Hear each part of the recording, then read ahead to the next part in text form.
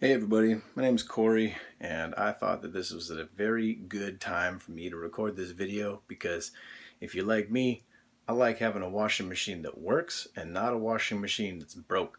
So I just found out that my washing machine wasn't working. So every time I tried to get it to rinse or drain, it would make this odd buzzing sound, not quite like it was actually running, and it wouldn't actually drain. So I started to investigate. So if you're like me, you like to fix stuff, please continue watching. So here's my washer. As you can see, it's a Samsung. The model number here is that right there. I'm not going to waste your time, but if you got a washer like me and it's making the same weird noise, like it's buzzing and it's not actually working, then all you need to do is follow these simple instructions. First, unplug or turn off your machine. The last thing you want to do is have yourself electrocuted, especially when dealing with water and electricity. So you unplug it. Then you move this sucker away from the wall so that you can do a little bit of maintenance by tipping the machine backward so you can look underneath it. I'll get there. Right, so please tip it far enough back that it doesn't fall on you when you're looking underneath here. What I was doing there, I was just extending some of these hoses and everything like that out so that I could pull it far enough away. Don't rip your hoses off when pulling it away from the wall. So as you can see underneath here, you've got this here is your capacitor. I was watching a previous video where one of these wires was broken off, but my wires aren't broken off and they're seated fairly well on there.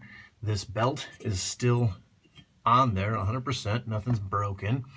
And I heard this buzzing noise coming from this direction over here. Now this is your drain motor, and you'll notice that this big black hose here has a little clamp on there.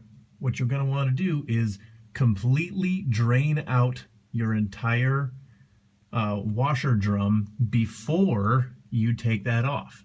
Now, thankfully, in my frustration when I took it off, I only had about 5 gallons of water come out of this thing. If you can imagine, if your washer was full, you'd be looking at some water damage in whatever room your washer's in. So when you take this thing off, all you got to do is just make sure that your washer again is empty, or as best as possible. You're still going to have some water come out, but it's not going to be so bad. All you got to do is pinch this little tab together, wiggle it off, and then when you get it back beyond that point, you just wiggle it back and forth a little bit till that comes off. Now you're still going to get a little bit, like I said, but I've already done this twice. So inside this little tube here, often when you hear that buzz, you'll find that there, if you have kids anyway, you'll find that there are things like Legos, and you'll find that there are things like all this stuff that's underneath there. Yeah, I found this was all in the drain of my washer. So try to get that stuff out of there. If you can't, I'm really sorry. You may have to call a maintenance technician, but that's basically the gist of it. Make sure you, when you're done, you push this all the way back on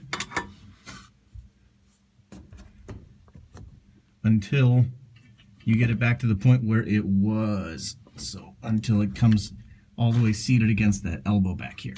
Then make sure, again, that you clamp this thing back on here all the way, because nobody likes having flood damage in their home.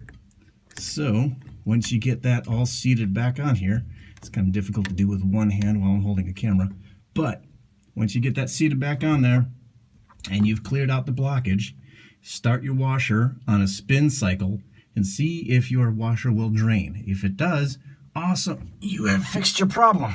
If not, I'm sorry, and you may have to call a maintenance technician. So hopefully you learned a little bit from this video. If not, hey, thanks for watching anyway. Peace.